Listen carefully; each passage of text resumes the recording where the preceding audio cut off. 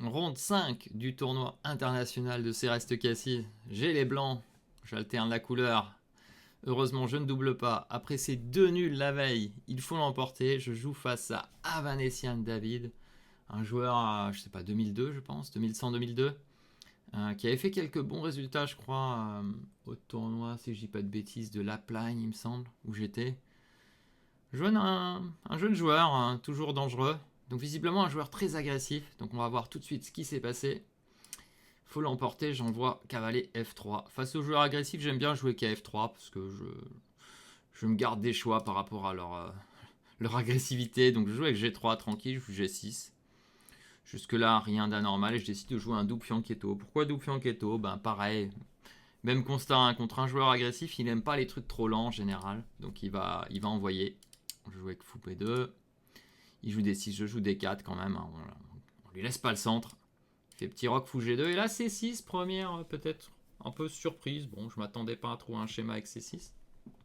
Je sais plus exactement ce que j'avais travaillé avant la partie. Ils n'ont pas tant de parties que ça dans la base. Donc je regarde rapidement et puis je vais à la partie.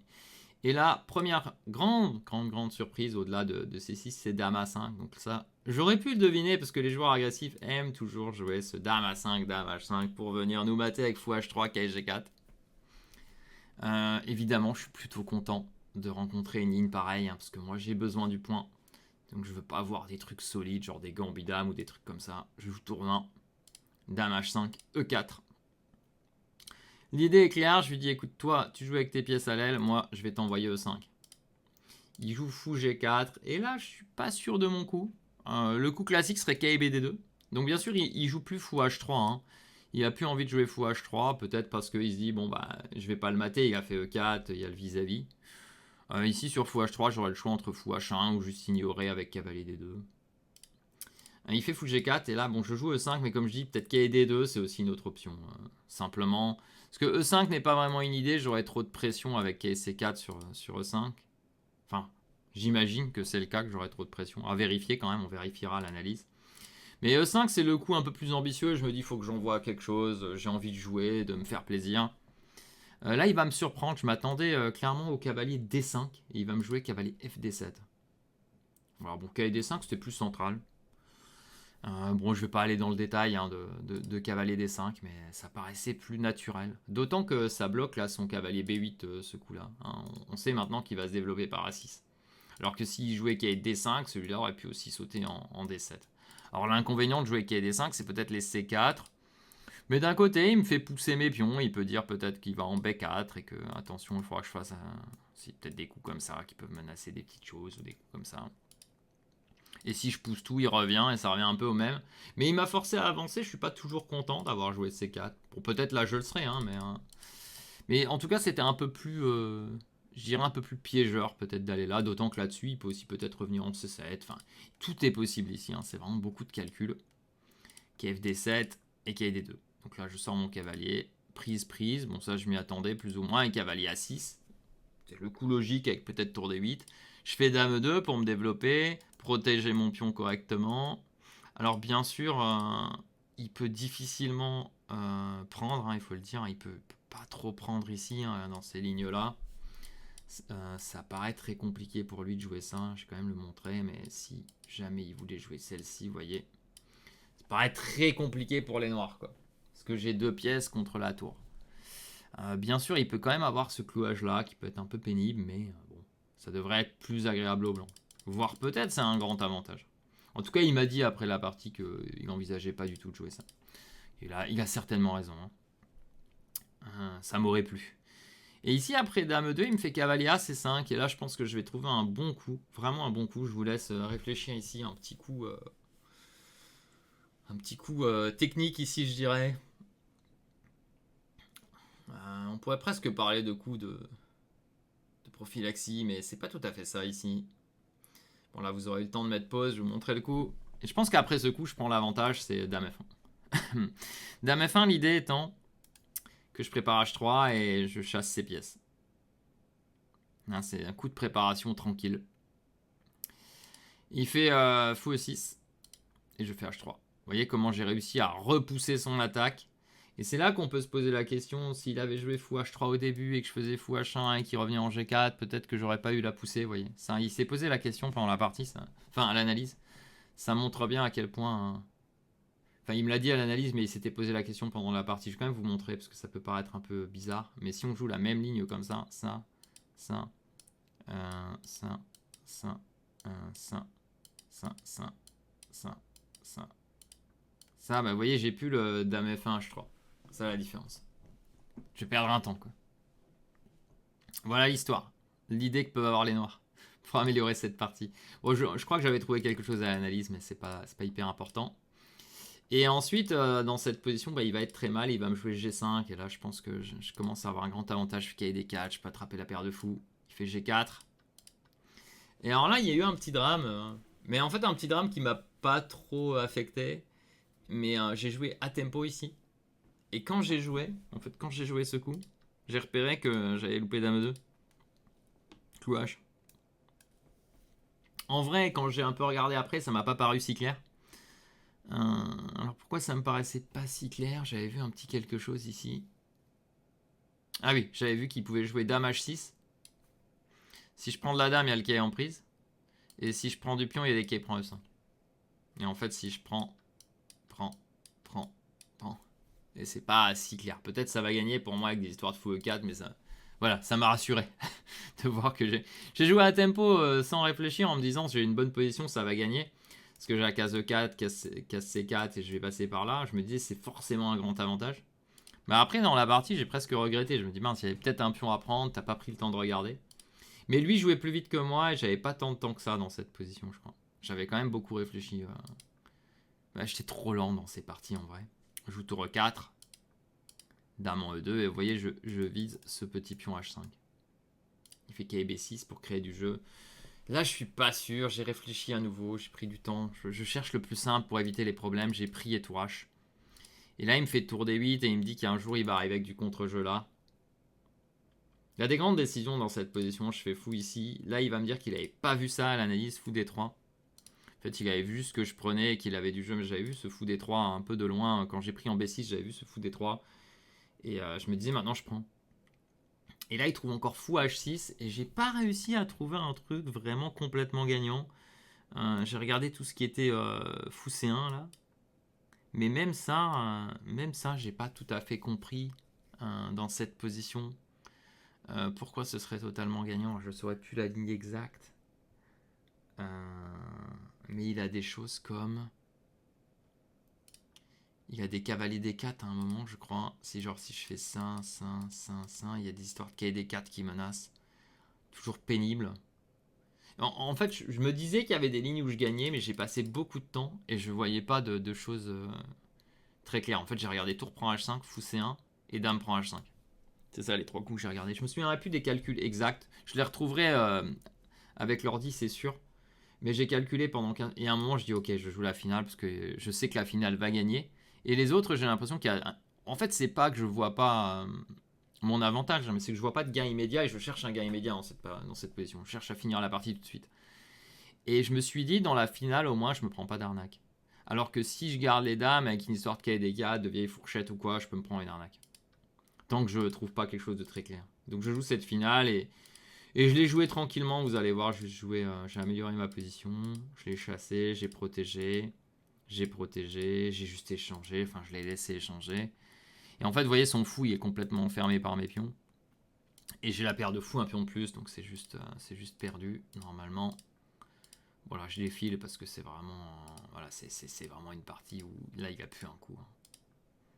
Et voilà, il finit par se prendre cette tactique. Fou B6, menace C4, et je pense qu'il l'avait pas vu. Tour 3, boum, boum, boum. Et bon, là, ça se passe de commentaires. C'est juste une pièce de plus. Voilà, donc une partie du matin à la fois bonne et à la fois j'ai été trop lent. Je pense que... Enfin, je me suis trouvé lent. C'est pas normal dans cette partie où je suis mieux pendant la partie. Je me retrouve avec... genre, je crois qu'à la fin, j'ai une minute quand je joue les coups. Et lui, on a encore 30, quoi. C'est pas normal. Donc là, encore un aspect pratique qui manque. Trop de réflexion par moment. Peut-être ce truc où j'ai dame H5, en fait. Peut-être que certains joueurs de nos jours En fait, certains joueurs de nos jours, ils calculeraient même pas, ils prendraient l'un des trois au hasard, ils joueraient fou C1 ou tour H5, dame H5, et ils attendraient de voir les coups de l'adversaire pour réfléchir. Je sais pas. Mais j'avais eu comme une petite déconvenue ronde 3 et ronde 1 déjà, sur des calculs, donc là j'ai pris mon temps quand j'étais archi gagnant et j'ai repris les anciennes habitudes. Bon, allons voir le bilan de cette partie. Allons voir ce qu'il en est. 93-1 et 83-9. On voit que j'ai pas perdu l'avantage, hein, clairement. Je fais 29 meilleurs, je fais 2 imprécisions. Ok. Rien de particulier à dire sur celle-ci. On va regarder tout de suite à l'ordi. Celle-ci, je ne l'ai pas trop regardée non plus à l'ordinateur, je dois vous dire. Entre le moment où je l'ai joué et l'analyse. Je crois qu'elle était sur l'e-chess parce que j'étais dans les tables retransmises. J'ai juste jeté un œil très rapidement là-bas, mais j'ai pas checké. Par exemple, ici, j'ai pas checké trop le cavalier des deux. Est-ce que 5 c'est possible ou pas? C'est possible, mais je pensais qu'avec les KSC4 c'était pas le meilleur en effet. Peut-être KD2 est meilleur parce que quand j'ai poussé, comme je dis, je laisse KD5. Quoi. Et vous voyez, c'est C4. Alors j'ai dit, il peut aller un peu n'importe où. Peut-être KC7 c'est le meilleur. Peut-être j'ai poussé trop loin. J'ai pu la case C4 pour un cavalier. C'est discutable ici. Comment je vais continuer? Peut-être comme ça, comme ça. Ouais. Mais bon, il arrive sur la colonne E. J'ai l'inconvénient de ces deux clouages là. Ok, il va falloir que je chasse ce fou G4 avec KF1, KE3. Mais... peut-être qu'il aurait pu obtenir une meilleure position en allant en D5. Parce que là, il va en D7, il me laisse KD2. Et peut-être que ça change plus grand-chose. Il prend. Donc là, on voit que mon avantage augmente légèrement. Dame E2. Et je pense que Dame F1, c'est vraiment le coup. Ouais. Ah, j'ai quand même montré l'histoire de fou H3 avant. Attendez, je reviens. Pour l'histoire de fou H3 ici. Le truc, c'est que je suis pas obligé de réagir. Hein. Je peux jouer. Ça, c'est le truc. Mais si on joue celle-ci, en effet, si on remet la même position, vous voyez ici, le fait que j'ai pas dame F1, l'avantage diminue énormément. Hein. Vous voyez bien ici, hein. Diminue beaucoup. Bon. Toujours à prendre en compte que c'est un ordinateur assez faible. Hein. KB4, dame F1, il fait là, et là j'ai grand avantage. Hein. Alors pas fini, hein, mais grand avantage. Tant que c'est pas plus 3, plus 4, c'est pas fini, hein, surtout sur ce module. Ok, ça. Ok, là dame E2. Hein. Dame E2, c'était la question. Moi, je pensais dame H6, vous voyez, l'ordinateur, lui, il voit très loin. En fait, il voit que ça perd. Hein. Ah, c'est parce que... ah, j'ai G5, j'ai pas vu ça. Ok. Ça, j'avais pas vu, oui. Petit G5. G5 intermédiaire, joli coup. Ah, l'astuce, c'est dame G5, cavalier F3. C'est joli. Ok, ça, j'avais pas vu, vous voyez. Donc, en fait, si j'avais vu dame E2, peut-être que j'aurais pu gagner plus vite. Mais en effet, il a dame G6 attaque ce pion, bien vu. Ça, j'avais pas du tout spot non plus. Mais c'est normal parce qu'en fait, je l'ai pas regardé. Dame 2, je jouais à tempo et je l'ai regardé qu'après. Donc forcément, on voit pas tout si on regarde que 2 secondes. Ok, mais prise, je pense que c'est tout aussi bien. Cavalier là, alors lui m'avait dit que tour 4 était meilleur. L'ordinateur aussi dit ça. Ou cavalier F3, il m'a dit qu'il avait peur de cavalier F3. Après la partie, il m'avait dit qu'il avait peur du cavalier qui arrivait en F5. Et il a certainement raison, vous voyez. Comme quoi, mon adversaire était plus affûté que moi sur les placements. Et là, il fait H5 qui doit pas être bon. Ouais. KSC4 c'était pas terrible parce qu'il peut mettre KSC5 et m'empêcher tour 4. Ok. Et là je reprends net avantage et le dernier moment critique c'était ici. Voilà. C'est là le moment. Fou C1, tour H5, vous voyez je joue pas les meilleurs coups mais fou C1, dame G7. Oui pardon, c'est cette ligne là que j'avais vue. J'ai dit une bêtise, c'était ça que je voulais jouer. Et c'est là qu'il y avait cavalier D4 ou tour D4. Tour D4, voilà, c'est ça. Pas cavalier D4 mais tour D4. C'était ça que j'arrivais pas à calculer. Imaginez. Ici, il me donne plus 5 parce que lui, il voit très loin. Mais moi, ici, j'arrivais pas à trouver pourquoi ça gagne immédiatement. Vous voyez, un coup comme F4, le fait qu'il y ait déjà des dames prend G3, faut un peu calculer. Même si on voit bien que ça va pas aller. Et puis, c'est le genre de ligne là où le cavalier arrive en D4, tour 1. Enfin voilà, c'est tour E4, tour là. Ok, c'est peut-être simple en vrai. Mais en effet, on peut voir du tour A5. Et ici, tour E4, il y a tour prend E5. Vous voyez, il y a encore un potentiel d'arnaque dans ces positions qui est conséquent. Et là, il faut encore voir roi G2. Peut-être si je vois jusqu'ici, alors j'y vais. C'est possible que j'y aille. Si je vois jusqu'ici.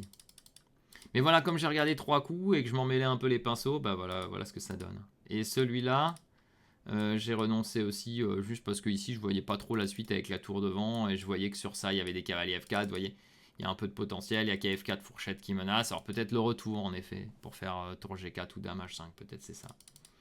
Et à force de pas voir assez, ben, j'ai joué celui-là qui est douteux, mais qui en vrai, cette position, c'est techniquement gagnant, quoi. Ah, il revient jamais du plus 3. Techniquement, ça doit passer. Hein. Voilà, bon, il n'y a pas grand-chose à dire ici.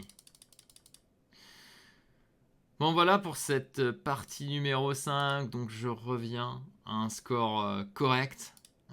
Maintenant, est-ce que ça va être suffisant pour faire une bonne place dans ce tournoi, sachant que je ne l'ai pas dit au début du tournoi, mais je suis numéro 10. Et je crois qu'il y a 9 prix, quelque chose comme ça. Donc de base, je suis pas favori pour prendre un prix. Après, les prix m'intéressent pas plus que ça. L'intérêt, c'est de bien jouer, reprendre des points Hello. Là, avec cette victoire, je me retrouve à 4 sur 5. Donc je suis replacé. Obligation de gagner les 2 dernières pour faire quelque chose de bien. Je vous laisse le suspense, savoir ce qui s'est passé. Ronde 6 à suivre prochainement. À bientôt.